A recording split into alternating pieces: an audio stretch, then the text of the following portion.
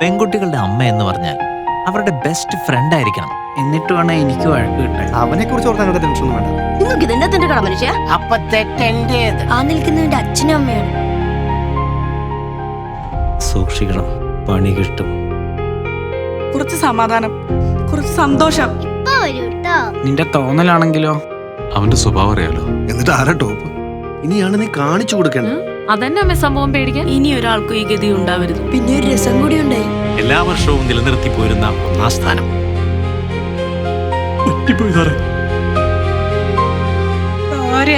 ഒരിക്കലെങ്കിലും നിങ്ങൾ അവരോട് ചോദിച്ച് മനസ്സിലാക്കണം. പെൺകുട്ടിയാ, അത് മറക്കരുത്.